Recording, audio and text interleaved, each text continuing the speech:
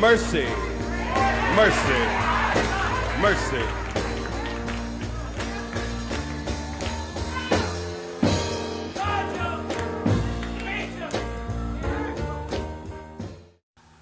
This video is based in part on a sermon from the book 5-Minute Sermons for Low Masses on All Sundays of the Year by the priests of the Congregation of St. Paul.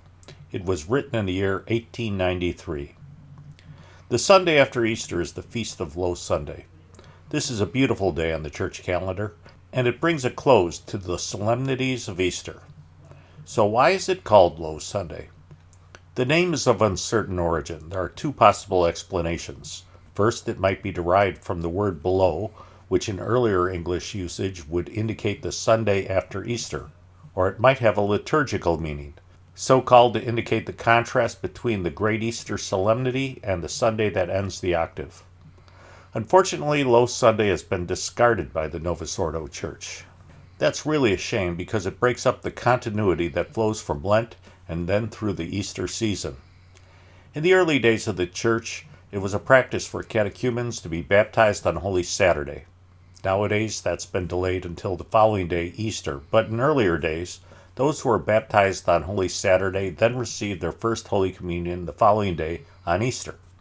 And on Easter, they were given white garments to wear, and they continued to wear them throughout the following week until the Feast of Low Sunday. The white garments represented the purity and the cleanliness that the soul received in the waters of holy baptism. Once the soul was purified and strengthened by God's grace, it then went boldly forth to the battlefield of life to meet its three great and deadly enemies, the world, the flesh, and the devil.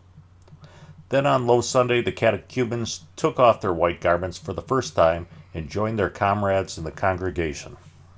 Faithful Catholics prepare for this time of celebration during Lent, while we fasted and performed other mortifications. We should have brought the flesh under subjection to the Spirit, and we did this by foregoing pleasures, amusements, and hobbies, and we brought the world under our feet. By sharing in Christ's sufferings, we can now share in His glory. By a good confession and communion, we now re-enlist in the ranks of Christ. It is once again time to declare ourselves eternal enemies of sin and the devil. We renew this battle on Low Sunday with renewed strength to follow the risen Christ to His certain victory. In the traditional church prior to the Second World War, Catholics were not allowed to be married during Lent and immediately after Easter. But with the coming of Low Sunday, couples were again permitted to marry. Nowadays, the Novus Ordo Church destroys the continuity of the Easter season and replaces Low Sunday with the abomination they call Divine Mercy Sunday. The irony is that the readings for Low Sunday deal with the scriptural truths of God's mercy. But Divine Mercy Sunday departs from Scripture. It twists Catholicism and it distorts truth.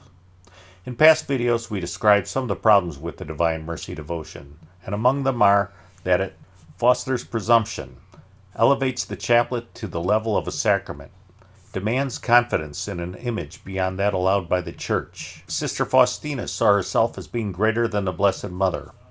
It denies free will. It suggests that a man is saved by faith alone. It says that God condemns no one. It places importance on dreams. It says that God shows partiality. It denies the nature of Christian baptism. It's outright blasphemous. And the devotion requires doubt of existing Catholic doctrines.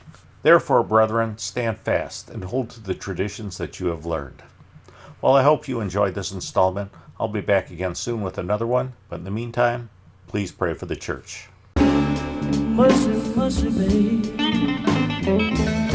Ooh, Lord, have mercy on me.